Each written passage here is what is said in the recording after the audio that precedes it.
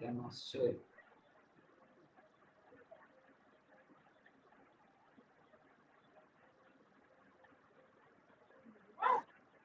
তো আজকের ক্লাস আমরা যেটা করব, Recording in progress. সেটা হচ্ছে support, resistance and base formation. চলো চলো তার সঙ্গে রিস্ক ম্যানেজমেন্ট। তো সাপোর্ট এবং বেস ফরমেশন বিষয়টা জানার আগে আমরা মূল যে দুটো মার্কেটে টেকনিক্যাল দিক, একটা হচ্ছে সাপোর্ট আর একটা হচ্ছে দেখি একটু জল গালা দিস তো আমাদের। তো সেটা সম্বন্ধে আজকে আমাদেরকে জানতে হবে। তো কি লাগো কি খাইছো? সাপোর্ট হচ্ছে আপনারা যেটা দেখেন আর খাবা যে কোনো স্ট্রাকচার আমরা ম্যাপিং করি, ওটাই এক টাইপের সাপোর্ট। আর রেজিস্ট্যান্স যেটা আমরা উপরে হায়ার হাই মার্ক করি কোনো আপ ট্রেন্ডের ক্ষেত্রে, সেটা হচ্ছে ওটা ওটা ওটা দেখে মুখ দেখি। আর বেস ফরমেশন হচ্ছে প্রাইস যখন একই জায়গায় মুভ করে, সেটা হচ্ছে বেস ফরমেশন। এই তিনটিকে আমরা একটু গভীরভাবে শিখে নিই। সবার প্রথম হচ্ছে সাপোর্ট কি? সাপোর্ট হচ্ছে একটি নির্দিষ্ট প্রাইস লেভেল যেখানে দাম বারবার নিচে নেমে সেখান থেকে আর তার নিচে নামে, এবং এখানে ডিমান্ড বেশি থাকে তাই প্রাইস নিচে নামতে চায় না। উদাহরণ, কোনো শেয়ারের দাম 100 টাকায় বারবার থেমে যাচ্ছে, মানে 100 টাকাটা হচ্ছে সাপোর্ট। ট্রেডাররা সাপোর্ট লেভেলে কিনতে আগ্রহী। এরপরে আমরা দেখব রেজিস্ট্যান্স। রেজিস্ট্যান্স মানে কি? রেজিস্ট্যান্স হচ্ছে একটি লেভেল যেখানে দাম বারবার গিয়ে উপরের দিকে যেতে চায়, সেখানে গিয়ে থেমে যায়, সেটা হচ্ছে রেজিস্ট্যান্স। এখানে সাপ্লাই বেশি থাকে তাই দাম ওপরে উঠতে চায় না। উদাহরণ, কোনো শেয়ার 150 টাকায় বারবার থেমে যাচ্ছে, মানে 150 টাকা হচ্ছে রেজিস্ট্যান্স। এবার এই ট্রেডাররা রেজিস্ট্যান্স লেভেলে সেল করতে চায়। তো আজকে আমরা জানবো এই সাপোর্ট রেজিস্ট্যান্সটা তো নর্মাল শিখছি, কিন্তু এই সাপোর্ট আর রেজিস্ট্যান্স কখন কাজ করে, বুই চলে আসবে দেখো কাজ করে না, এটা খুব ইম্পর্টেন্ট। আপনারাও এবার থেকে যারা অলরেডি জানতেন সাপোর্ট বা রেজিস্ট্যান্স, থাকো থাকো ধরুক তোমাকে ধরুক বুঝতে থাকো। পারবেন কোন জায়গায় সাপোর্ট কাজ করতে পারে, কোন জায়গায় রেজিস্ট্যান্স কাজ করতে পারে। এটা খুব ইম্পর্টেন্ট। তো সেই জায়গা থেকে আমরা একটা চার্টের ছবি দেখছি। এই চার্টের ছবিতে দেখুন মার্কেট যে লেভেলগুলো থেকে কন্টিনিউ উঠেছে, এই প্রত্যেকটা লেভেল হচ্ছে একটা সাপোর্ট। এই যে প্রতিটা লেভেল হচ্ছে একটা করে সাপোর্ট। অর্থাৎ মার্কেট এই জায়গা থেকে নামার সময় যখন নামছিল, এখান থেকে সাপোর্ট নিয়ে মুভ করেছে, তাহলে এইটা একটা সাপোর্ট। এবার এই সাপোর্ট লেভেলে পরবর্তীকালে প্রাইস এসে আবার এখান থেকে ওঠার একটা সম্ভাবনা থাকে, তাই সবাই আমি এদিকে টেনে কিন্তু আমরা একটু এটাকে ডিফারেন্ট ভাবে চিন্তা করব। থাকো থাকো থাকো থাকো এই ক্ষেত্রে উপরের দিকে যেটা দেখছেন, প্রাইসটা যেখান থেকে বারবার নিচের দিকে নেমেছে, যে লেভেল থেকে প্রাইস বারবার নিচের দিকে নামছে, দাঁড়াও এটা হচ্ছে রেজিস্ট্যান্স লেভেল। প্রাইস ওই ঠান্ডা করে পাতলা ওড়না খান, বারবার নামছে, সেটা পাতলা ওড়না খান হয়। এবার এই রেজিস্ট্যান্স যে লেভেলটা, এই রেজিস্ট্যান্স লেভেলটা সম্বন্ধে আমরা জানবো এবং সাপোর্ট সম্বন্ধে আমরা জানছি। কিন্তু বিষয় হচ্ছে কোন সাপোর্টটা কাজ করবে আর কোন সাপোর্টটা কাজ করবে না, কোন রেজিস্ট্যান্সটা কাজ করবে কোনটা কাজ করবে না, সেটা জানা অত্যন্ত গুরুত্বপূর্ণ। গরম লাগবে। সবার প্রথম ট্রেন্ডে সাপোর্ট ভালো কাজ করবে, মানে যখন প্রাইস আপ লেভেলে থাকবে, ধরুন কোনো স্ট্রাকচার ব্রেক বাবু, তখন সাপোর্টের কাছাকাছি এসে মার্কেট উপরের দিকে যেতে পারে, যতক্ষণ আপ ট্রেন্ড। মুসে কামড়াবে, পাঠে গেল মুসে কামড়াবে। এই স্টকটা এই কারণেই আপে আছে, বাবা ধরে নিবি। মার্কেটে আমি আছি যে বাবা আছে যে থাকো। বায়ারের যে এরিয়া, সেটা হচ্ছে সাপোর্ট। সাপোর্ট থেকেই মার্কেট মুভ করতে পারে যদি স্টকটা আপ ট্রেন্ডে থাকে। তাহলে আপ ট্রেন্ডের জন্য সাপোর্ট কাজ করে, রেজিস্ট্যান্স কাজ করে না। এখানে দেখুন এই জায়গা থেকে যেখান থেকে পড়েছে প্রাইসটা, এটা হচ্ছে একটা রেজিস্ট্যান্স, কিন্তু মার্কেট কিন্তু এবার আর রেজিস্ট্যান্সটা মানলো না, বেরিয়ে চলে গেল। আপনি দেখুন এই জায়গাটাতে একটা রেজিস্ট্যান্স ছিল, এখান থেকে প্রাইস বেরিয়ে গেল, এই জায়গাটা একটা রেজিস্ট্যান্স, আমি জানি না। দেখো তাহলে প্রতিটা রেজিস্ট্যান্স ভেঙে দিচ্ছে, প্রতিটা রেজিস্ট্যান্স প্রাইস ভেঙে দিচ্ছে, সমস্ত রেজিস্ট্যান্স প্রাইস ব্রেক করে প্রাইস উপরের দিকে উঠছে। কেন? কারণ আপ ট্রেন্ডে আছে। তো বাস্কিলে অর্থাৎ কখনো কখনো কাজ করবে, 80% টাইম কিন্তু সাপোর্টই কাজ করবে, রেজিস্ট্যান্স খুব ভালো কাজ করবে না। এবার এই রেজিস্ট্যান্সের কাছে গিয়ে অনেক সময় বেস ফর্মেশন হতে পারে, সেই বেস ফর্মেশনটাকে আমরা চিহ্নিত করে নেব। এরপর আরেকটা জিনিস আমরা দেখব, সেটা হচ্ছে রেজিস্ট্যান্স। রেজিস্ট্যান্স আবার ডাউন ট্রেন্ডে সব থেকে ভালো কাজ করে, সাপোর্ট নয়। দেখুন প্রাইস যে লেভেলটা, এটা হচ্ছে যেহেতু ডাউন ট্রেন্ড, যখনই প্রাইস ওপরের দিকে উঠছে, ওপর থেকে এখান থেকে প্রাইসটা বারবার নিচের দিকে চলে আসছে। কিন্তু যে লেভেলগুলো থেকে প্রাইসটা ওপরের দিকে উঠেছিল, সেই সাপোর্টগুলো কিন্তু কাজ করছে না। এই যে সাপোর্ট যেটা এখানে আসছে, আবার প্রাইস ওপর থেকে নিচে পড়ে যাচ্ছে। তার মানে রেজিস্ট্যান্স আমাদেরকে দেখতে হবে কিন্তু ডাউন ট্রেন্ডের ক্ষেত্রে। তাহলে এইটা বোঝা গেল। ইয়েস অর নো চ্যাট বক্সে লিখুন দেখি। সাপোর্ট আমরা আপ ট্রেন্ডে দেখে ওখান থেকে ট্রেড নেওয়ার চেষ্টা করব, ডাউন ট্রেন্ডে আমরা রেজিস্ট্যান্স দেখে কাজ করব, অর্থাৎ ডাউন ট্রেন্ডের রেজিস্ট্যান্সটা বেশি কাজ করবে আর সাপোর্টটা আপ ট্রেন্ডে। তো এই বিষয়টা আপনাদের জানা ছিল না, আশা রাখছি আমি, মনে হয় জানা ছিল না। তো যদি জানা থাকে তাহলে ইয়েস লিখুন, যদি জানা না থাকে তাহলে নো লিখতে পারেন। ঠিক আছে, কারণ বিষয়টা হচ্ছে রেজিস্ট্যান্স মানে কি, মার্কেট উপরে যাওয়া থেকে আটকাচ্ছে। ঠিক আছে, তো উপরে যাওয়া থেকে আটকাচ্ছে মানে কি, মানে প্রাইস উপরের দিকে উঠতে পারছে না, মানে মার্কেট ওখান থেকে নিচের দিকে পড়ছে। অর্থাৎ রেজিস্ট্যান্সের সেলার স্ট্রং, সেলার সেলিং জায়গাটাই তৈরি করবে, যার জন্য রেজিস্ট্যান্সটা ইম্পর্টেন্ট। আর আপ ট্রেন্ডের ক্ষেত্রে সাপোর্টটা ইম্পর্টেন্ট। এরপর চলে আসি বেস ফরমেশন কনসেপ্ট। এই বেস ফরমেশনটা কি? বেস ফরমেশনটা একটা দারুণ কনসেপ্ট। বেস ফরমেশন বিষয়টায় কিভাবে তৈরি হয়েছিল, সেই বেস ফরমেশন বিষয়টা আমি নেক্সট দিন স্ট্র্যাটেজি শুরু হওয়ার আগে একটা ছোট্টভাবে আপনাদেরকে বলবো, যে একজন বড় ট্রেডার এটা তৈরি করেছিল এই বেস ফরমেশন দেখে ট্রেড করা। ঠিক আছে, এবার এই জায়গা থেকে আমরা কি করব, আমরা ওটাও দেখাবো।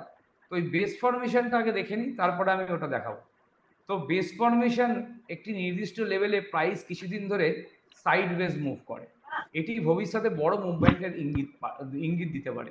মানে প্রাইস যখন খুব ওপরের দিকে যাবে বা নিচের দিকে আসবে, তার আগে মার্কেট একটা জায়গায় লক হয়ে যাবে, মানে একটা জায়গায় দাঁড়িয়ে যাবে। সেই জায়গাটায় একটা টাইম স্পেন্ড করবে, যেটাকে টাইম কারেকশন বা প্রাইস কারেকশন আলাদা, টাইম কারেকশন বলতে পারে। বায়ার এবং সেলারদের মধ্যে একটা ব্যালেন্স তৈরি হয়। বেস তৈরি হওয়ার পর দাম সাধারণত শক্তিশালীভাবে ব্রেক করতে পারে, নিচের দিকে হতে পারে, ওপরের দিকেও হতে পারে। তো এই বেস ফরমেশন কনসেপ্টটা আজকে আমরা একটু দেখে নেব। তো বেস ফরমেশনটা দেখবো এবং সাপোর্টটা তো দেখবো। তো বেস ফরমেশন দেখুন ব্যাপারটা কীরকম। প্রথম কথা হচ্ছে বেস ফরমেশন আপনি কিভাবে বুঝবেন। প্রথম কথা হচ্ছে বেস ফরমেশনটা তৈরি হওয়ার আগে মার্কেট একটা র্যালি তৈরি করবে, একটা র্যালি হবে, মানে ঠিক ক্যান্ডেলগুলো এইভাবে পরপর পরপর প্রাইসটা উঠে যাবে উপরের দিকে, ক্যান্ডেলগুলো পরপর উঠে যাওয়ার পর প্রাইস একই লেভেলের মধ্যে আপ অ্যান্ড ডাউন একই জায়গায় ক্যান্ডেলগুলো পাশাপাশি তৈরি হবে। পাশাপাশি তৈরি যখন হবে, এইখানে মিনিমাম 4টে ক্যান্ডেল হতে হবে। কতগুলো? মিনিমাম 4টে ক্যান্ডেল হতে পারে যে কোনো টাইম ফ্রেমের ক্ষেত্রে, তবে সেটাই বেস ফরমেশন হিসেবে আমরা ধরব। তো 4টে যে ক্যান্ডেল হবে, সেই ক্যান্ডেলটার ভলিউমটা কিন্তু লো থাকবে। 4টের বেশিও হতে পারে, 4টের বেশিও হতে পারে, কিন্তু মিনিমাম 4টে থাকতে হয়। এবার এই যে র্যালিটা যেটা হলো, যেটা উঠলো মার্কেট, তার ভলিউমটা বেশি থাকতে হবে এবং বেস ফরমেশনের ভলিউমটা একটু কম থাকবে। তারপর যখন মার্কেট আবার এই বেসের এরিয়াটাকে ব্রেক করবে, তখন আবার মার্কেট আবার একটা স্টার্ট করবে র্যালি। সেই র্যালিটাকে আমরা ধরার চেষ্টা করব এবং অবশ্যই সেই র্যালির ভলিউমটাও বেশি থাকবে। আবার অনেক সময় এটাও দেখা গেছে যে র্যালিটা যখন কন্টিনিউ স্টার্ট করলো, এই বাইং যে ভলিউমটা সেটা ক্রিয়েট হলো, মার্কেট কিছুটা উপরে গেল, তারপর হালকা একটুখানি আবার মার্কেট রিটেস্ট করতে পারে। যদি রিটেস্ট করে, অবশ্যই মাথায় রাখবেন রিটেস্ট করা মানে নিচের দিকে নামা। তো নিচের দিকে নামা মানে সেলিং হওয়া। তো সেলিং ভলিউমটা যেন কম থাকতে হবে, অর্থাৎ এই যে সেলিংটা যেটা হলো, এই সেলিংটার ভলিউমটা অবশ্যই কম থাকবে এবং তারপর মার্কেট যখন উঠবে তার বাইং ভলিউমটা বেশি থাকতে হবে। এটা হচ্ছে একটা বেস ফরমেশনের ব্যাপার। এটা হয়ে গেল আপ ট্রেন্ডের ক্ষেত্রে, এবং এটা একটা ট্রেন্ড কন্টিনিউয়েশন প্যাটার্ন। এটা কিন্তু আপ ট্রেন্ডের মিডিলে তৈরি হতে পারে, আপ ট্রেন্ডের শেষের দিকে তৈরি হতে পারে, এই জায়গাগুলোতে কিন্তু এটা তৈরি হতে পারে। আচ্ছা, আমি একটু ক্যামেরাটা অফ রাখছি। একটুখানি আমাকে সময় দিন।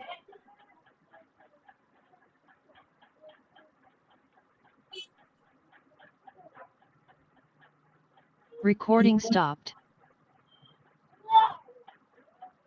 ট্রেন্ডের ক্ষেত্রে একবার বুঝি, ডাউন ট্রেন্ডের ক্ষেত্রে মার্কেট যখন নামে তখন ঠিক এইভাবে নামবে, পরপর ক্যান্ডেলগুলো তৈরি হবে, দিয়ে প্রাইসটা একটা লেভেলের জায়গায় দাঁড়িয়ে যাবে। এই এরিয়াটা হচ্ছে বেস ফরমেশন, ভলিউম কম থাকবে এবং যখন নামবে মার্কেটটা তার ভলিউমটা বেশি থাকবে, এবং তারপর যখন এটা ব্রেক ডাউন হবে তখন সেখানে একটা এন্ট্রি পয়েন্ট আমরা তৈরি করতে পারি। ঠিক আছে, তো এই হচ্ছে বিষয়।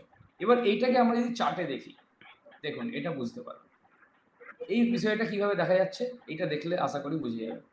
দেখুন এইটা হচ্ছে র্যালি, এই তিনটে ক্যান্ডেল দেখছেন, এটা হচ্ছে র্যালিটা।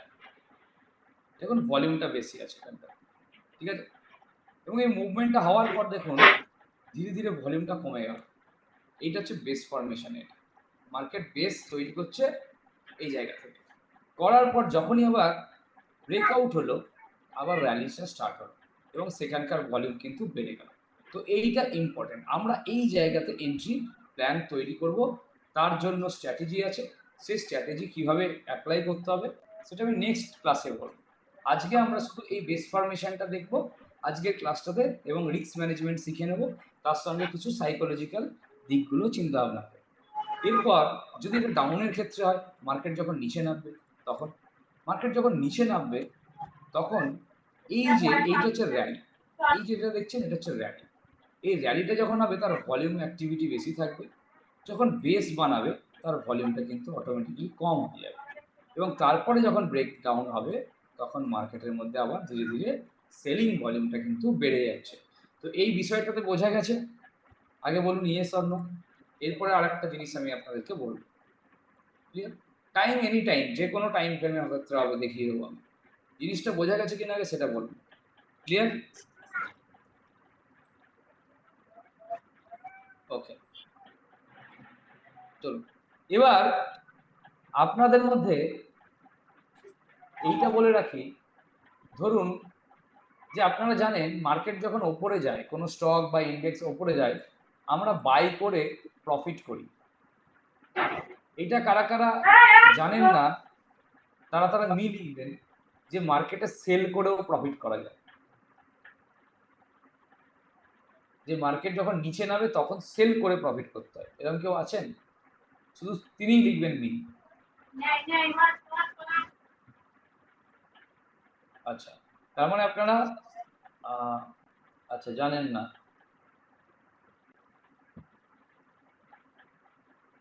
আচ্ছা, তো বলে রাখি, ভালো করে বুঝুন বিষয়টা। ধরুন আপনি একটা শেয়ার 100 টাকায় বাই করলেন, কত টাকায় বাই করলেন? 100 টাকায় বাই করলেন। একটা শেয়ার 100 টাকায় বাই করলেন এবং এই শেয়ারটা যখন কন্টিনিউ উঠে যাচ্ছে এখানে 150 টাকায় আপনি সেল করে দিলেন, তাহলে আপনার 50 টাকা করে প্রফিট আসবে। ক্লিয়ার? 50 টাকা করে প্রফিট এলো। এবার আপনার মনে হলো যে এবার বাজার পড়বে, মানে নিচের দিকে আসবে, তখন আমরা কি করতে পারি? তখন আমরা ওই 150 টাকাতে আগে সেল বাটনে ক্লিক করে দিতে পারি। দুটো বাটন থাকে, একটা বাই আর একটা সেল।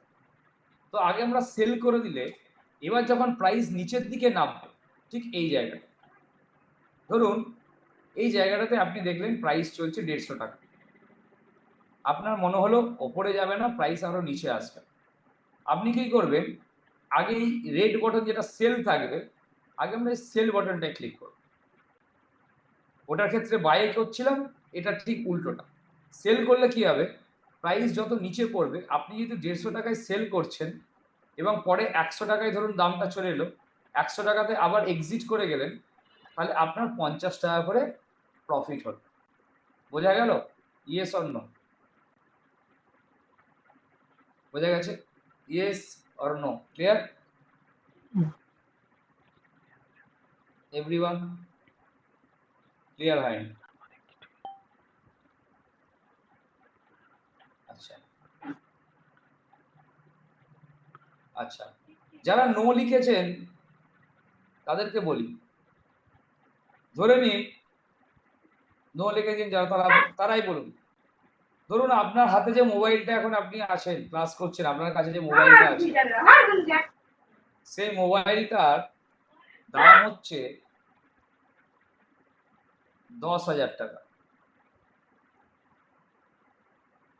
আপনি জানতে পেরেছেন একটা গোপন সূত্রে যে এই মোবাইলটাই যেটা আপনার হাতে আছে, কোম্পানি 5,000 টাকায় বিক্রি করবে। 5,000 টাকায় নতুন নতুন মোবাইল বিক্রি হবে, মানে আবার কোম্পানি এই মোবাইলটাই 5,000 টাকায় দেয়। এবার আপনার ধরুন এমন একজন বন্ধু আছে, সে এটা জানে না, বন্ধু না, ধরে নিন একটা পাশের বাড়ির কেউ। সেই ক্ষেত্রে আপনি কি করলেন, পাশের বাড়ির যিনি আছেন তাকে এখন আপনার হাতে যে মোবাইলটা আছে ওটা 10,000 টাকায় বিক্রি করলেন। তাহলে বিক্রি করা মানে কি করা, বাই করা না সেল করা? আগে যারা নো লিখেছিলেন তারা অ্যান্সারটা দিন। আপনার মোবাইলটা কাউকে বিক্রি করলেন মানে সেল না বাই হলো? আপনার টাকা লাগলো না টাকা পেলেন 10,000? কি হলো? যারা বুঝতে পারেননি, যারা নো লিখেছিলেন তারা অ্যান্সারটা করুন। তাদের অ্যান্সার পাইনি এখন আমি। চৈতালি ম্যাডাম ছিলেন, আর আরো দেখলাম কে ছিল। সেল, তাহলে সেল করলে আপনি কি করলেন, টাকা পেলেন, তাই তো? সেল করে আপনি টাকা পেলেন, তাহলে আপনি 10,000 টাকা পেলেন। কালকে সকালবেলা মোবাইলের দোকানে গিয়ে 5,000 টাকা দিয়ে মোবাইল কিনলেন, তাহলে আপনার প্রফিট হলো না লস হলো? যারা নো বলেছিলেন তারা বলুন। আপনি দোকানে গিয়ে এই মোবাইলটাই আবার 5,000 টাকায় কিনে নিলেন, প্রফিট হলো না লস হলো? প্রফিট হলো। কেন হলো? 10,000 টাকায় সেল করলেন, 5,000 টাকায় কিনে। আচ্ছা, এবার যদি আমি এই স্টকের ওপর বলি, এইখানে দাম চলছে 10,000 টাকা, আপনি কাউকে সেল করে দিলেন, দিয়ে প্রাইসটা নিচে নিচে পড়ছে, মানে দাম কমছে, চলে এলো প্রাইসটা 5,000 টাকায়। আপনি কি করলেন, এখানে বাই করে নিলেন, তাহলে মানে উল্টোটা হয়ে গেল। 10,000 টাকা দাম চলছিল এখানে, এখন নেমে গেছে 5,000 টাকা। তাহলে আপনি বিক্রি করেছিলেন 10,000-এ, কিনে নিলেন 5,000-এ, তাহলে আপনার মাঝখানে যে 5,000 টাকা ওটা কি হলো, প্রফিট হলো না লস হলো? ওটা প্রফিট হলো না লস হলো? বলুন যারা নো বলেছিলেন। প্রফিট হলো, তাই তো? তাহলে এবার বোঝা গেছে, এবার বোঝা গেছে। তো এই সিস্টেমটাকে বলা হয় শর্ট সেলিং। এই সিস্টেমটাকে বলা হয় শর্ট সেলিং, শর্ট সেলিং। এটা ভারতীয় শেয়ার বাজারে ইন্ট্রাডেতে করা যায়। আপনি ওভারনাইট রাখতে পারবেন না। যদি মনে করেন যে আমি স্টকটা সেল করে রেখে দেবো, আপনি রাখতে পারবেন না ডেলিভারিতে। যদি আপনাকে মনে হয় যে সেল করে রাখবো, তাহলে ফিউচার অ্যান্ড অপশনস মার্কেটে গিয়ে সেটা করতে হয়, যেটা আপনারা শেষের দিকে শিখবেন। ক্লিয়ার? এবার চলুন আমি আপনাদেরকে দেখাই।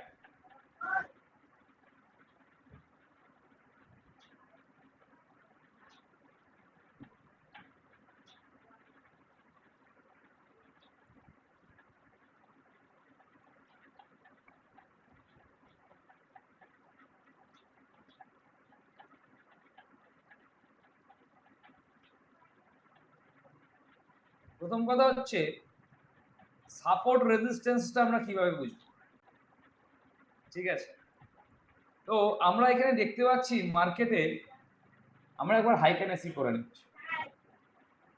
তো যখন হাইকেনেসি করে নেবেন, সাপোর্ট কোনগুলো, যেখানে আপনার কালার চেঞ্জ হয়েছিল শিখিয়েছিলাম, স্ট্রাকচার পয়েন্ট, এগুলো এক একটা সাপোর্ট। তো যখনই প্রাইস দেখেন এই সাপোর্টের লেভেলের কাছাকাছি এসেছে, ওপরে গেছে, কন্টিনিউ। কিন্তু এই সময়টায় যখন প্রাইস নিচে এসেছে, দেওয়ার ওপরে যেতে পারেনি, তখন মার্কেট ডাউন ট্রেন্ডে শিফট হয়ে গেছে। এবার ডাউন ট্রেন্ডে আপনি যদি ভাবেন এটা সাপোর্ট বা এটা সাপোর্ট, দেখুন কাজ করেনি, নিচের দিকে চলে আসছে, তখন রেজিস্ট্যান্স গুলো কাজ করছে। তাহলে রেজিস্ট্যান্স গুলো কোনটা? রেজিস্ট্যান্স গুলো এটা। ঠিক এটা আমি যদি ডেলিতে দেখাই আরো ভালোভাবে আপনারা বুঝতে পারবেন। এবার কোন সাপোর্টটা ভ্যালিড, কোন সাপোর্টটা ভ্যালিড সাপোর্ট কিভাবে বুঝবেন? প্রথম কথা হচ্ছে এই জায়গাটা দেখুন, মার্কেটের এই জায়গাগুলো হচ্ছে রেজিস্ট্যান্স, যেখানে গ্রিন কালার হয়েছে, রেজিস্ট্যান্স, রেজিস্ট্যান্স, রেজিস্ট্যান্স, রেজিস্ট্যান্স, আর এই নিচের গুলো সাপোর্ট। তো এই সাপোর্ট গুলো কাজ করেনি, একটা সাপোর্টও কাজ করেনি। কেন কাজ করেনি? কারণ মার্কেট ডাউন ট্রেন্ডে, এটা তো ডাউন ট্রেন্ড, ডাউন ট্রেন্ড বলে। এবার আপনি যখন দেখলেন এইখানে ঠিক স্ট্রাকচার ব্রেক হলো, আগের দিন শিখিয়েছিলাম স্ট্রাকচার ব্রেক, এখানে ঠিক যখন স্ট্রাকচারটা ব্রেক হলো, রেড গ্রিন রেড থেকে ব্রেক করে বেরোলো, তখন মার্কেটের ট্রেন্ড হয়ে গেল আপ। এবার দেখুন এই রেজিস্ট্যান্স গুলো আর কাজ করছে না। রেজিস্ট্যান্স যেটা আছে মানে যেখান থেকে প্রাইস পড়েছিল, এই জায়গাটা, এই জায়গা, এখানে আর পড়ছে না, এবার প্রাইস ওপরে উঠে যাচ্ছে। এবার সাপোর্ট কোনটা? এই এরিয়াটা হচ্ছে সাপোর্ট। এইবার এই সাপোর্টের কাছে যখনই মার্কেট রিপিট এল, যেমন ধরুন এখান থেকে উঠে গেল, এখানে আর তো আর ফিরে আসেনি, কিন্তু এই জায়গায় ফিরে এসেছি, এখানে আসার পর মার্কেট ওঠার পর আবার এখানে এসেছে। তো যদি এখানে এসে আমরা ছোট টাইম ফ্রেমে, ডেলি থেকে আমরা 1 আওয়ারের পরে আমি শিফটিং করাবো, দেখাবো স্ট্র্যাটেজিতে, সেখানে এসে যদি মার্কেট তার স্ট্রাকচারটাকে চেঞ্জ করে মুভ করে, তার স্ট্রাকচারটাকে চেঞ্জ করে মুভ করে, তাহলে কিন্তু আমরা সেই সাপোর্টে বাই করতে পারি। অর্থাৎ যতক্ষণ না মার্কেট তার স্ট্রাকচার চেঞ্জ করছে, মানে তার চরিত্রটা বদল করছে, মানে আপ ট্রেন্ড থেকে যতক্ষণ না সে ডাউন ট্রেন্ডে শিফট করছে, ততক্ষণ সেটা কন্টিনিউ সাপোর্ট থেকে মার্কেট মুভ করবে। আর কোনো রেজিস্ট্যান্স, রেজিস্ট্যান্স মানে যেগুলো হচ্ছে আপনার হায়ার হাই ছিল, এই রেজিস্ট্যান্সগুলো একটাও কাজ করবে না, খুব কম কাজ করবে। এবার এই যে সাপোর্টগুলো, আবার দেখুন মার্কেট ঠিক এই সাপোর্টের আশেপাশে এলো, ঠিক আছে, এই সাপোর্টের আশেপাশে যখন এলো, আপনি কি বাই করবেন? ওখানে পড়লেই কি বাই করব? না, আমরা দেখব সাপোর্টের কাছে আসার পর মার্কেট তার লোয়ার হাই স্ট্রাকচারটা ভাঙলো কিনা। যদি এই যে লোয়ার হাই স্ট্রাকচারটা আছে, যেমন দেখুন এখানে, এখানে তো ডাউনে পড়ছে, এবার দেখুন এখানে একটা স্ট্রাকচার পয়েন্ট তৈরি করলো মার্কেট, রেড গ্রিন রেড, কিন্তু এটা এটা কোথায় করলো? এটা একটা এই সাপোর্ট এরিয়ার কাছাকাছি এসে, এই সাপোর্ট এরিয়ার কাছাকাছি এসে যদি এই স্ট্রাকচারটা না ভাঙতো, তাহলে আমরা বাই করতাম না, তাহলে বাই করব না। যদি এটা এখান থেকে পড়ে যেতে পারতো, আবার উঠতো, আবার নিচে পড়ে যেতে পারতো, তাহলে এইটা হতো না ভ্যালিড সাপোর্ট, এটা ভ্যালিড সাপোর্ট হতো না যদি এই স্ট্রাকচারটা না ভাঙতো।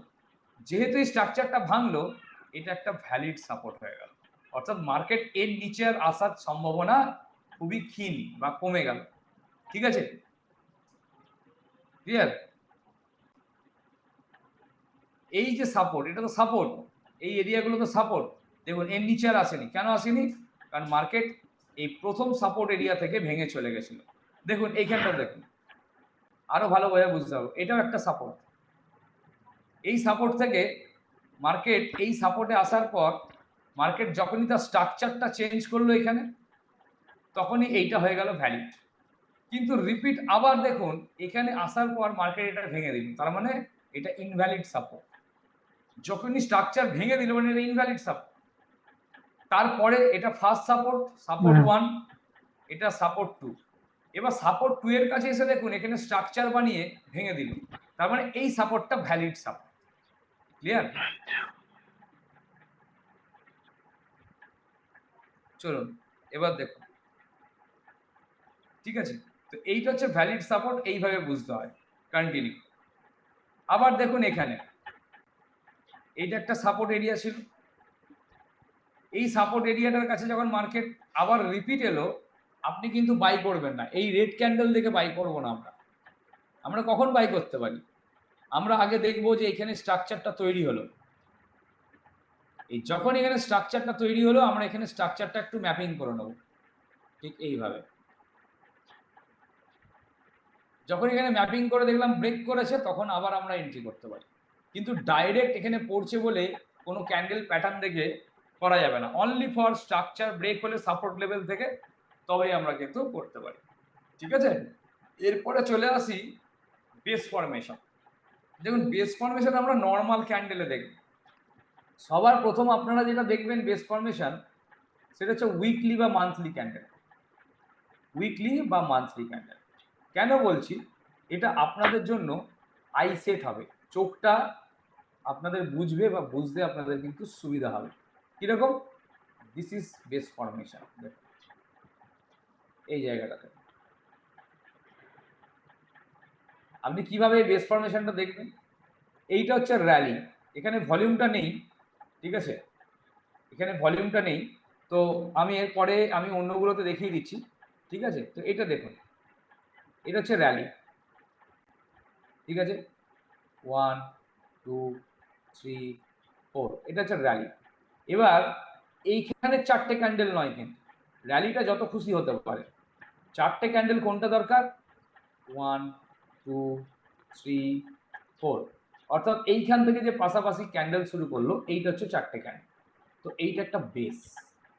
এবার এই বেসটা আমরা একটা বক্সের মধ্যে দেব, একটা বক্সের মধ্যে ঢুকিয়ে দেব। কিভাবে বক্সটা ড্র করবেন, এই ম্যাক্সিমাম ক্যান্ডেলগুলোর হাই আর লো গুলোকে আপনাকে নিতে হবে। ম্যাক্সিমাম ধরুন এইটা নিলাম না, এইটা নিলাম আর ওপরেরটা নিলাম, ঠিক আছে, এইভাবে নিতে পারি। মোটামুটি এইখানে আমরা এইভাবে এটাকে মার্ক করতে পারি, এটা নিতে পারি বা এইটা নিতে পারি। এবার যখনই আমরা দেখলাম এই বক্সটা ভেঙে মার্কেটে ব্রেক করলো, দেন মোমেন্টাম চলে এলো। তো এইটা হচ্ছে বক্স। আবার দেখুন এই জায়গায় একটা বক্স হয়েছিল, এইটা একটা বক্স, এটা বড় বক্স, ঠিক আছে। তারপরে দেখুন অন্য স্টকে দেখি,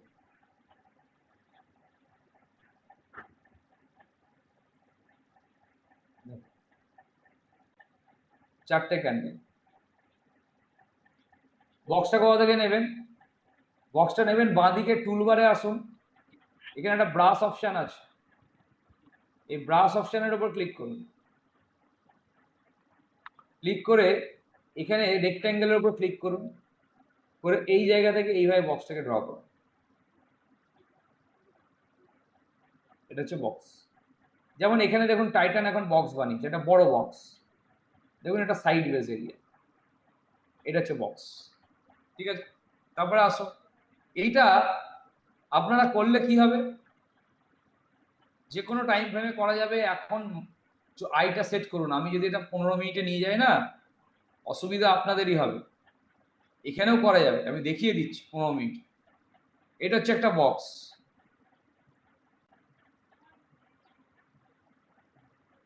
পাশাপাশি ক্যান্ডেল হয়েছে, ঠিক আছে, 4টে ক্যান্ডেল। এটা দেখুন, এটা একটা বক্স এরিয়া, ম্যাক্সিমাম ক্যান্ডেলের হাইলো রঙ, একটা দুটো বাদ গেলে অসুবিধা নেই, হয়ে গেল। এটা একটা বক্স। এবার এখানে দেখুন এই র্যালিটা যখন হলো ভলিউমটা বেশি, বেস ফরমেশনের ভলিউম কম, আবার যখন ব্রেক করলো ভলিউম বেশিতে উঠে গেল। তো এটা হচ্ছে বেস ফরমেশন। এবার ডাউন সাইডের ক্ষেত্রেও দেখালাম, ডাউন সাইডের ক্ষেত্রে আরেকটা দেখিয়ে দিই, দেখি ডাউন সাইড পাই কিনা। পেয়ে গেছি, এটা হচ্ছে র্যালি, এটা হচ্ছে বক্সের এরিয়া, আর এটা হচ্ছে ব্রেকডাউন, ঠিক আছে। এটা হচ্ছে বক্স। এইভাবে আপনাদেরকে বক্সটা ড্র করতে হবে। এই দেখুন এখানে একটা বক্স, এখানে ডাউন সাইডে র্যালি হয়েছে, হওয়ার পর এটা একটা বক্স। এবার এখানের ভলিউমগুলো অ্যাবনর্মাল এসছে কেন, কারণ এটা ট্রেন্ড চেঞ্জ হয়েছে, এখানে এখান থেকে পুরো ট্রেন্ডটা চেঞ্জ হয়েছে, যার জন্য এই অ্যাবনর্মাল ভলিউম। যখন কন্টিনিউশনে থাকবে তখন আবার অন্যরকম ভলিউম আসবে, ঠিক আছে। এইভাবে জিনিসটা দেখতে হবে। এবার এইটা আপনারা যেমন ইন্টারনেটেও দেখিয়ে দিলাম, আপনারা মান্থলি করলে কি হবে, চার্টটা যেহেতু স্মুথ আপনাদের বুঝতে প্রথম প্রথম সুবিধা হবে। যেমন এটা একটা বক্স, দেখুন 1 2 পাশাপাশি ক্যান্ডেল বুঝতেই পারবেন আপনি, পাশাপাশি দেখুন ক্যান্ডেলগুলো তৈরি হচ্ছে, গায়ে গায়ে ক্যান্ডেল তৈরি হচ্ছে, গায়ে গায়ে ক্যান্ডেল তৈরি হচ্ছে, এটা বক্স, গায়ে গায়ে তৈরি হচ্ছে ক্যান্ডেল এটার জন্য। ঠিক আছে, এরপরে চলুন দেখি, দেখুন এইটা দেখুন, এইটা একটা র্যালি পরপর উঠে গেছে, এইটা একটা বক্স, ক্লিয়ার? এটা খুব সুন্দর বক্স, দেখা যাচ্ছে। এবার যখনই বক্স ব্রেক করলো তার আগে দেখুন এইখানে র্যালিটা হওয়ার সময় ভলিউম বেশি ছিল, যখনই বক্সের মধ্যে ঢুকলো মার্কেট দেখুন ভলিউমটা কমে এলো, আবার যখনই ব্রেক করলো দেখুন ভলিউম বাড়লো আর মার্কেট ওপরে উঠে গেল। এইটা হচ্ছে আমাদের বেস ফরমেশন এরিয়া, এটা হচ্ছে র্যালি হলো, রেঞ্জ এক্সপেনশন হলো, এটা বেস ফরমেশন হলো, এটা বেস। তো বেস মার্কেট বানানো মানে বড় আপসাইড বা ডাউনসাইড মুভমেন্টামের জন্য ও রেডি হচ্ছে, সেই কারণে হচ্ছে এই বক্সটা। তাহলে বক্সটা আপনারা ড্র করতে পারবেন বাড়িতে? Yes, clear? পারবেন তো? খুব ইজি প্রসেস, খুব বিশাল বড় কিছু না। ইয়েস, দরকার হলে ভিডিও দেখে দেখে বার করবেন, ভিডিও দেখে দেখে। চলুন এরপর আমরা চলে আসি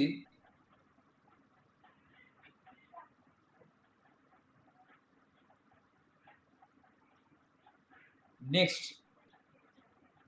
সেটা হচ্ছে যতটা স্ট্র্যাটেজি ইম্পর্টেন্ট ততটা রিস্ক ম্যানেজমেন্ট ইম্পর্টেন্ট, যতটা স্ট্র্যাটেজি ইম্পর্টেন্ট ততটা রিস্ক ম্যানেজমেন্ট। রিস্ক ম্যানেজমেন্ট মানে আমার লস নেওয়ার একটা ক্ষমতা, বা আমি কতটা লস নেব, কতটা আমি প্রফিট নেব, এটা হচ্ছে মেন।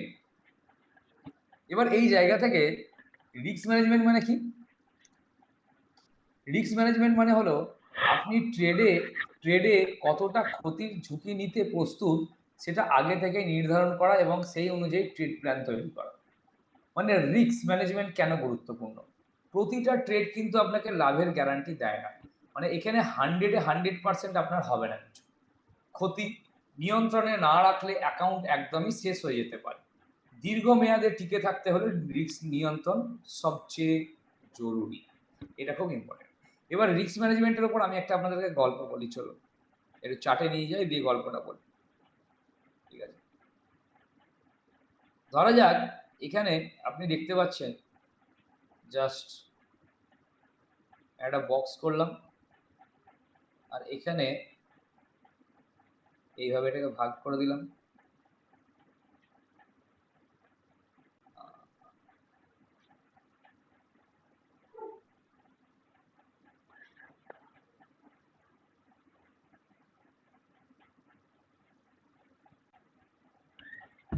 ঠিক আছে?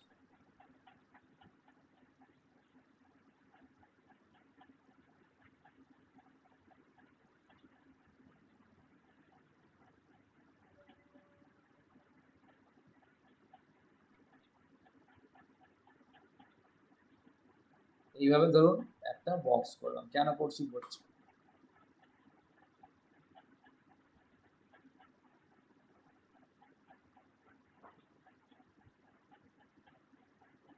কটা ঘর হলো? 14টা ঘর। তো এখানে ধরুন 1 2 3 4 5 6 7 8 9 10। এবার আপনার এইটা, আপনি যেখানে গেছেন এটা একটা ক্যাসিনো, ক্যাসিনো ধরুন, তো ক্যাসিনোর একটা নাম আছে, ধরুন কোন একটা ক্যাসিনো, এবিসিটি, এবিসি ক্যাসিনো। তো এখানে গিয়ে আপনি কি করছেন, আপনারা দুজন ব্যক্তি গেছেন, একজন হচ্ছেন অমিত আর একজন হচ্ছে রাজু, দুজনে মিলে ক্যাসিনোতে টাকা লাগাচ্ছে। তো একজনকার পড়ে যাচ্ছে, এবার 100 টাকা লাগালে বলা হয়েছে 5 গুণ দেওয়া হবে, মানে 500 টাকা। এবার অমিত একবার লাগালো, দুবার পড়লো না, তিনবার, এবার 9 পড়ে গেল, 100 টাকা লাগিয়েছিল, 500 টাকা পেল। আবার দু একবার পর আবার একবার লাগালো, আবার 500 টাকা পাচ্ছে। খেলছে কজন? খেলছে দুজন। To person.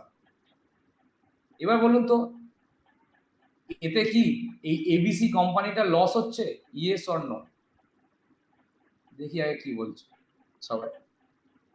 এবিসি কোম্পানিটা কি লস হচ্ছে?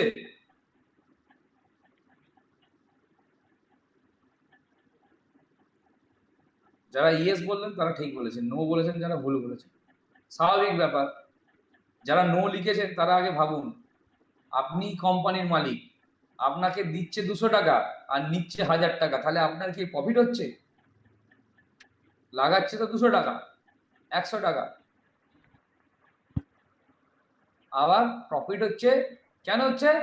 কারণ কম জোন খেলছে, দুজনা খেলতে এসছে, আর কেউ নেই, পুরো ময়দান ফাঁকা, কেউ নেই, দুজনা মিলে খেলছে। এই দুজন রাজু আর অমিত মিলে খেলছে, যে টাকা লাগাচ্ছে আর জিতছে। এবার এই দুজনের জায়গায় চলে এলো 100 জন, 100 জন খেলতে। এবার টাকা 100 জন লাগাচ্ছে, পাচ্ছে 2-3 জন। ঠিক আছে, তাহলে 100 জন যদি 100 টাকা করে লাগায় তাহলে 10,000 টাকা পাচ্ছে, আর 100 টাকা করে ওদেরকে অন্যজন যারা জিতছে তাদেরকে ফেরত দিচ্ছে কত? 5 গুণ। তো 3 জনও যদি পায় 1500 টাকা। তাহলে এবার ক্যাসিনো 10,000 টাকা করে পাচ্ছে আর 1500 টাকা করে দিচ্ছে, তাহলে এবার কি ক্যাসিনো লাভ হচ্ছে? Yes or no? কোম্পানি লাভ হচ্ছে? তো আমাদের রিস্ক ম্যানেজমেন্টটাও ঠিক এরকম ভাবে কাজ করতে হবে। কিরকম কাজ করতে হবে দেখেন, আপনি ক্যাপিটাল নিয়ে এসছেন ধরুন 1,40,000 টাকা, 1,40,000, আপনি বললেন 10,000 করে আমি লস নেব এক একটা ট্রেডে।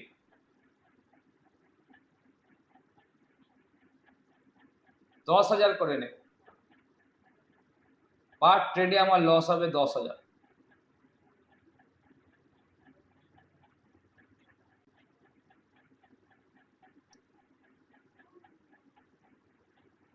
আপনি যদি টানা 5 দিন লস খান, আপনার 1,40,000 থেকে 50,000 টাকা কমে গিয়ে চলে আসলো 90,000 টাকা। তারপরে একদিন 2-3 হাজার প্রফিট করলেন, দিয়ে আবার পরপর 3 দিন লস খেলেন, ক্যাপিটাল চলে এলো 60,000 টাকা। তারপরে এই করতে করতে ক্যাপিটাল 1,40,000 চলে গেল।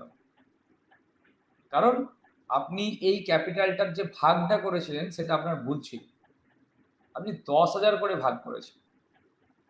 তার মানে আপনি কতবার ট্রেড করতে পারেন? কটা লস নিতে পারেন? 14টা লস নিতে পারি। 14টা লস যদি আমি 10,000 করে নিই তাহলে আমার 1,40,000 টাকা চলে যাচ্ছে। ঠিক বলছি? Yes or no? 14টা লস যদি আমি নিই তাহলে 10,000 করে আমার চলে গেল। তাহলে এইটা কে করছে? এটা অমিত করছে, ধরুন এটা অমিত করছে, অমিত। এরপরে চলে এলো রাজু 1,40,000 নিয়ে, দিয়ে বললো না আমি 1,000 টাকা করে পার লস নেবো, 1,000 করে। তাহলে রাজু 1,000 টাকা করে লস নেবে বলে ঠিক করলো, ও 140 বার ট্রেড করতে পারলো। আর অমিত 10,000 করে লস নিয়ে 14 বার ট্রেড করবে। জিতবে কে? রাজু 1,000 টাকা করে লস নিচ্ছে, অমিত 10,000 করে লস নিচ্ছে। কে জিতবে? কে মার্কেটে টিকে প্রফিট করে নিয়ে যাবে বাড়ি? কে? ইয়েস। তো আমরা এটাই খেলবো রিস্ক ম্যানেজমেন্টে। কিরকম? আপনাদের যেটুকু লস, সেই লসটা আপনারা নিজেরাই জানেন যে কোন লসটা আপনি দেখতে পারেন আর কোন লসটা দেখলে আপনার ভয় লাগে। যে লসটাতে আপনার ভয় লাগে না, আপনি ভাবেন ঠিক আছে ও তো এটা লস চলছে, কোনো অসুবিধা নেই, সেইটা হয়ে যাবে আপনার রিস্ক ক্যাপিটাল। কিভাবে ভাগ হবে চলুন দেখব। এবার আমরা এই রিস্ক ম্যানেজমেন্টটা 1 বা 2% রুল ইউজ করব আপনার পুরো ক্যাপিটালের সর্বোচ্চ একটা ট্রেডে। মানে যদি আপনার কাছে 10,000 টাকা থাকে তাহলে 100 টাকা থেকে 200 টাকার লস নেবেন একটা ট্রেডে। স্টপ লস এটা কিন্তু অপশনের নয়, এটা এই মুহূর্তে স্টকের বা ডেলিভারি। স্টপ লস হলো একটি লেভেল যেখানে পৌঁছলে ট্রেড বন্ধ হয়ে যাবে যাতে বড় ক্ষতি না হয়। উদাহরণ, আপনি 100 টাকায় বাই করলেন, স্টপ লস দিলেন 95 টাকায়, বেশি হলে 5 টাকা লস হবে, এর বেশি হবে না। এখানে আমরা স্টপ লস ব্যবহার করবো। স্টপ লস মানে কি, আপনি একটা স্টক দেখলেন এখানে 100 টাকায় বাই করলেন আর এইখানে প্রাইসটা 95 টাকা চলছে, আপনি এখানে এসএল বলে রাখলেন। এটা ম্যানুয়ালি নিজেও ভেবে রেখে দেখা যায়, অথবা আপনি প্লেসও করতে পারেন, বিভিন্ন ব্রোকারে আছে। এবার যদি 100 টাকার ওপরে যায় তাহলে প্রফিট নেব, আর যদি 95 টাকার নিচে চলে আসে তাহলে আমি এই ট্রেডটাতে আর থাকবো না, বেরিয়ে যাব। অর্থাৎ এটা হচ্ছে আমার স্টপ লস। ঠিক আছে, এবার এই স্টপ লস মেনটেন করে আমরা যেমন 95 টাকা স্টপ লসও নেব 100 টাকায় বাই করে, ঠিক আবার আমরা কিন্তু যখন টার্গেট রাখবো তখন কিন্তু অবশ্যই আমরা 100 এটাকে 10 টাকা রাখবো বা 120 টাকা রাখবো, 15 টাকা রাখবো। কেন? কারণ আমরা যদি 5 টাকা লস করি আমাদেরকে জিততে হবে 10 টাকা বা 20 টাকা বা 15 টাকা। অর্থাৎ আমার স্টপ লস যদি 5 টাকা হয় আমার তার দ্বিগুণ বা 3 গুণ তুলতে হবে। মানে 5 টাকার লস নিলে 10 টাকা দ্বিগুণ হচ্ছে আর 15 টাকা হচ্ছে 3 গুণ। তো 2 থেকে 3 গুণ যদি আমি করি তাতেও আমি লস খাবো না। কেন খাবো না? ভাবুন, আপনি 1000 টাকা করে 5টা ট্রেডে লস নিলেন, 5,000 টাকা লস, এটা হচ্ছে এসএল। ঠিক আছে, আর টার্গেট নিলেন আপনি 3000 করে ইন্টু 5, তাহলে 15,000। তাহলে আপনি যদি 5,000 টাকা বাদও দিয়ে দেন আপনার হাতে 10,000 টাকা প্রফিট থাকছে। এটা হচ্ছে পাওয়ার অফ রিস্ক ম্যানেজমেন্ট। তো এই রিস্ক ম্যানেজমেন্ট কিভাবে কাজ করবে চলুন দেখি। তো রিস্ক ম্যানেজমেন্টের ফর্মুলা হচ্ছে, লিখে নিতে পারেন, risk amount divided by stop loss amount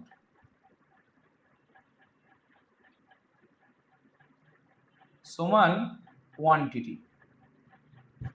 আপনি কতগুলো কিনবেন শেয়ার সেটা আপনার রিস্ক ম্যানেজমেন্ট ঠিক করে দেবে। অর্থাৎ এইটা risk amount divided by stop loss amount.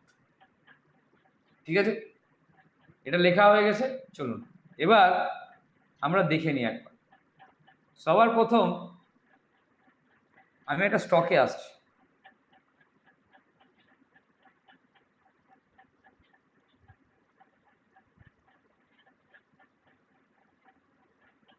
ধরা যাক আপনি এখানে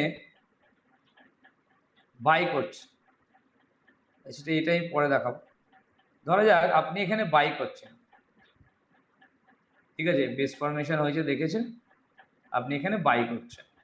তো আপনার বাইং লেভেল হচ্ছে এটা 2363, এটা হচ্ছে বাই।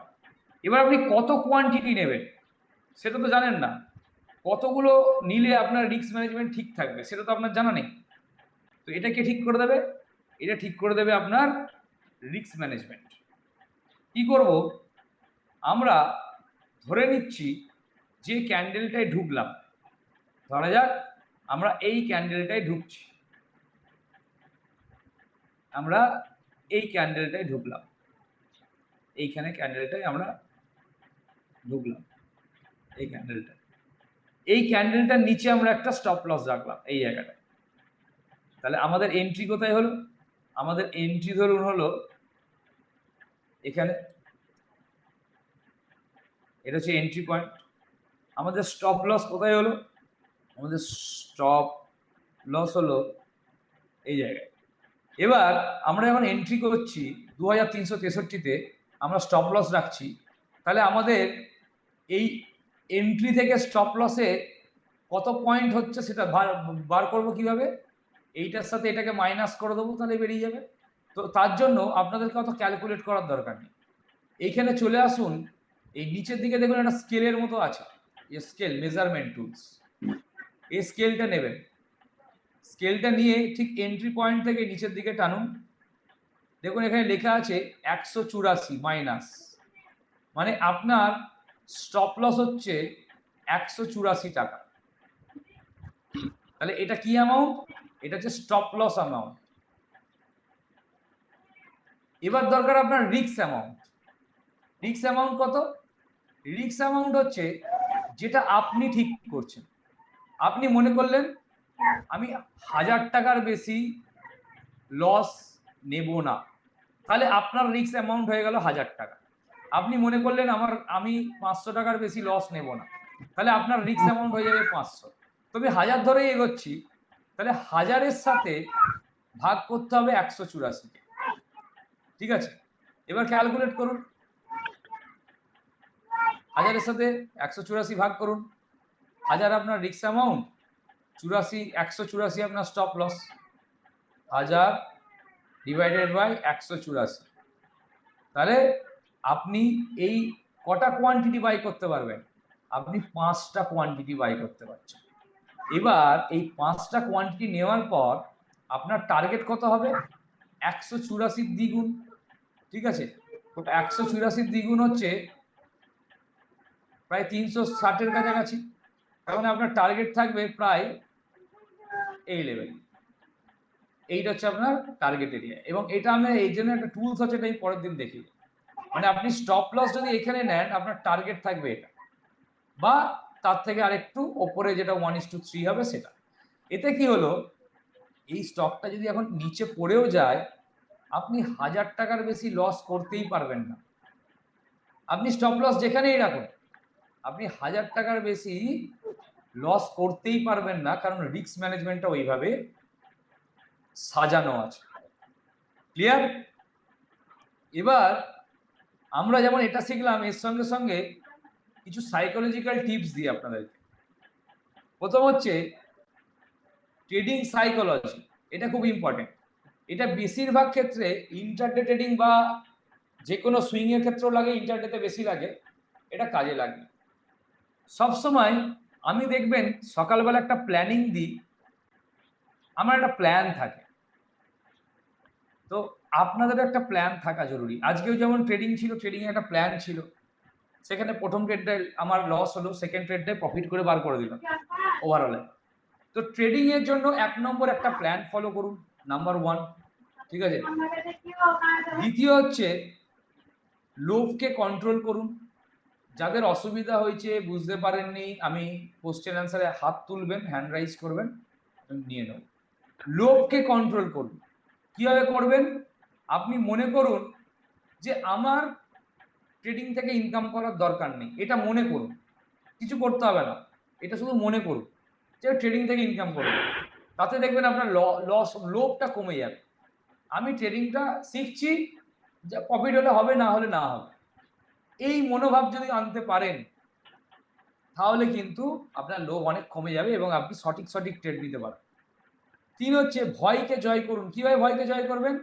রিস্কটা ঠিক রাখুন।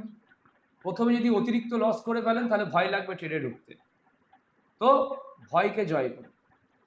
4 নম্বর, স্টপ লস অবশ্যই ব্যবহার করুন। কেন না, আপনি ঢুকলেন কোন একটা ট্রেডে, আপনার 1000 টাকার রিস্ক ছিল, 1000 টাকা লস হলে বেরিয়ে যাওয়ার কথা ছিল, এসে 1000 টাকায় আসার সঙ্গে সঙ্গে আপনার কি মনে হলো, আরেকটু দেখি, আরেকটু দেখি, আরেকটু দেখি, 1000 টাকাটা চলে গেল 2000 টাকায়। দিয়ে ভাবলেন, মনে হলো এখান থেকে উঠবে, আরেকটু বেশি করে কিনে নিন। দিয়ে 2000 টাকার লস বেড়ে গেল 6000 টাকায়।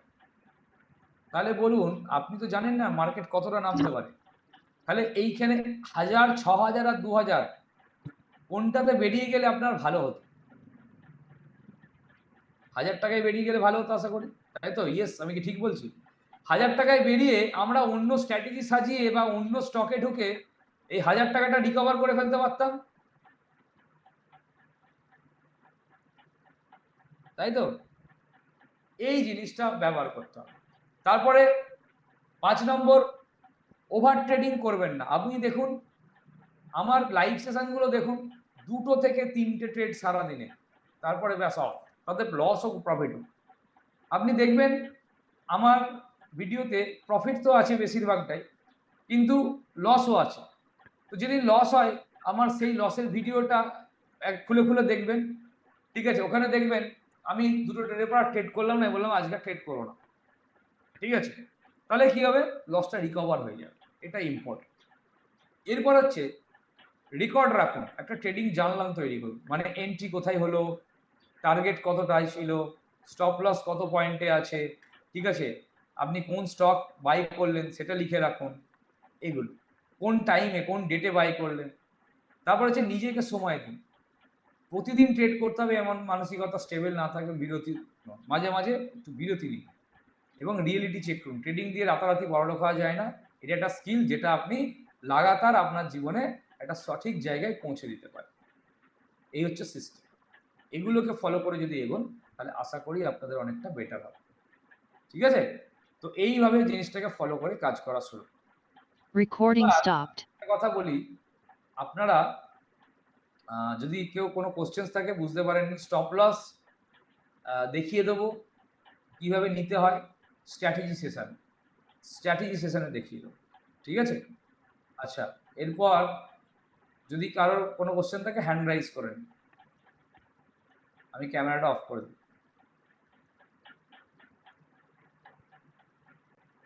আচ্ছা, অ্যাডমিন আপনার নাম বলে বলুন।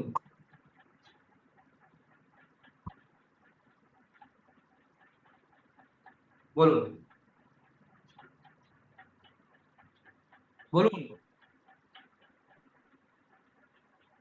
মুর্শিদ বাবু বলুন।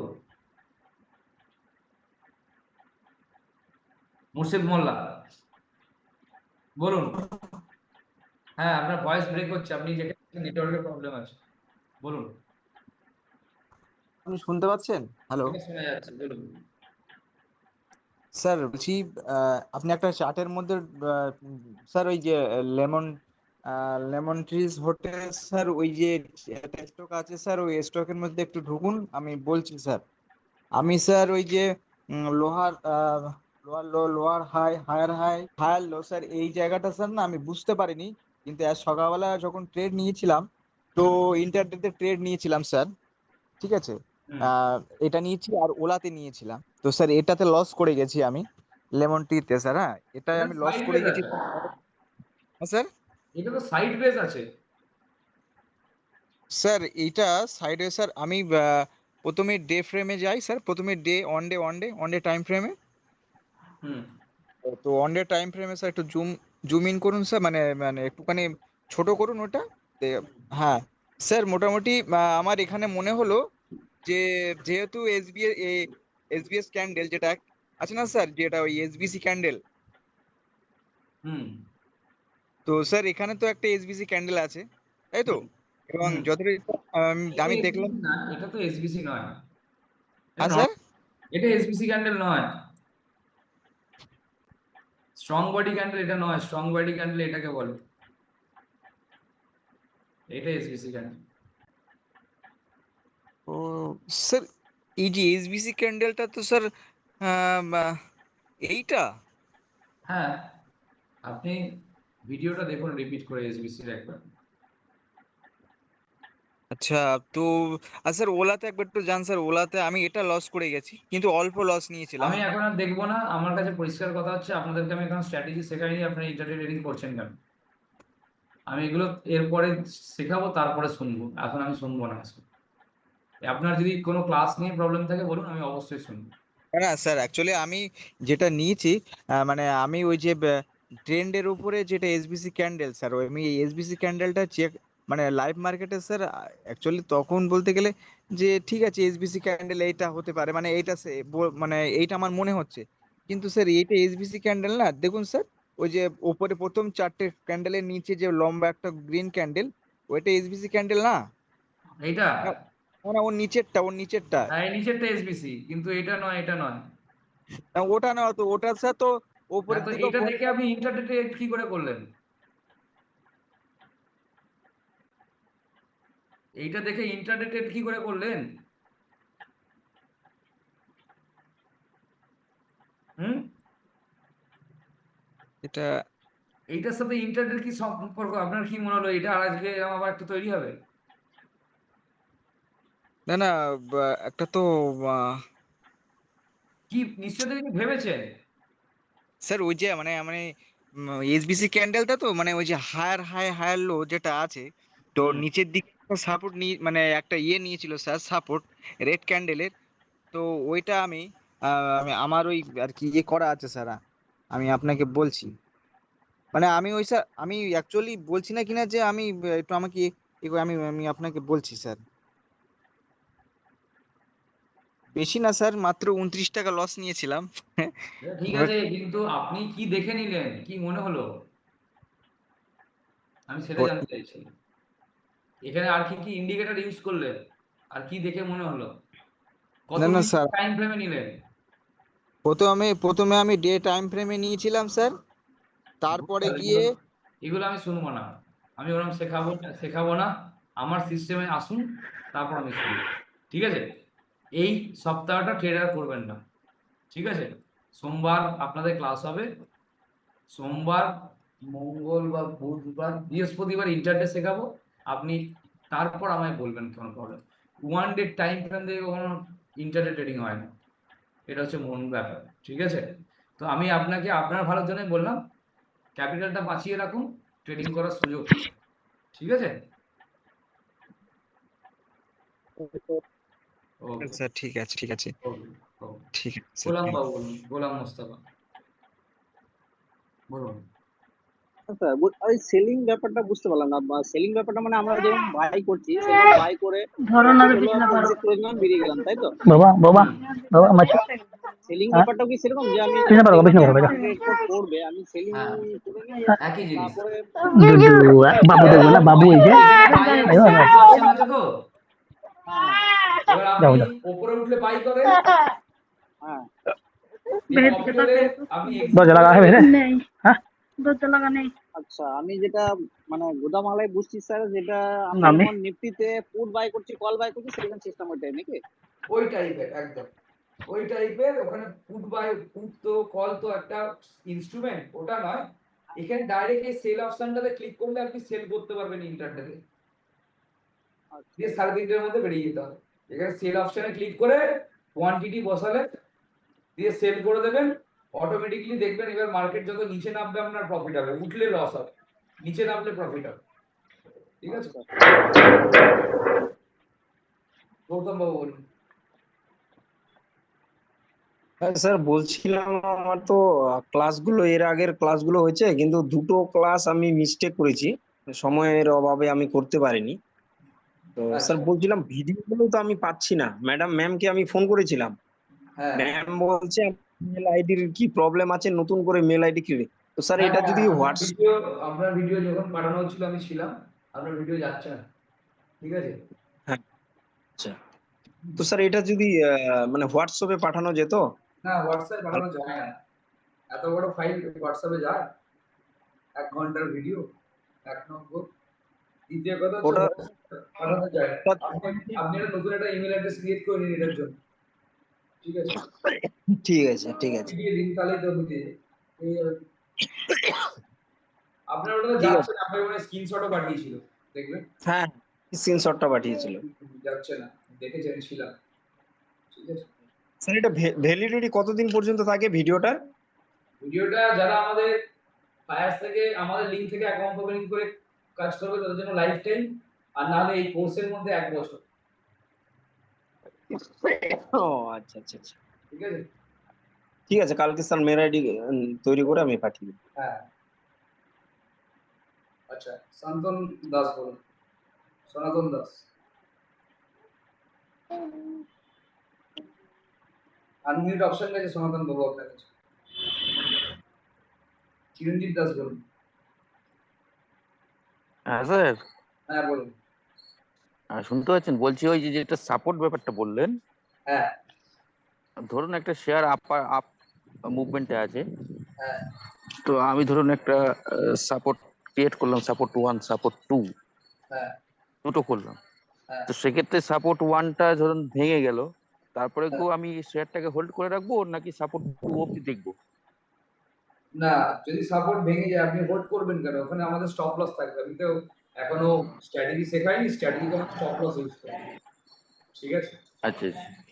আর একটা বিষয় হচ্ছে যে ওই ভিডিওটাকে 17 তারিখ অব্দি দেখতে পারবো? ভিডিওটা ভিডিওটা যেটা আমরা পেয়েছি সেটাকে এই যেদিন ক্লাস লাস্ট সেই দিন অবধি দেখতে পারবো নাকি 1 বছরের যে ইয়েটা আছে সেটা বলুন? ভিডিওটা 1 বছর তো থাকবে আপনাদের কাছে। আচ্ছা, আর ওই ফায়ার্স এর ব্যাপারটা আমি 2-1 দিন বাদে করছি, কারণ আমি ডিউটি নিয়ে ব্যস্ত আছি, ঠিক আছে, তো অসুবিধা নেই। নাইট ডিউটি চলছে।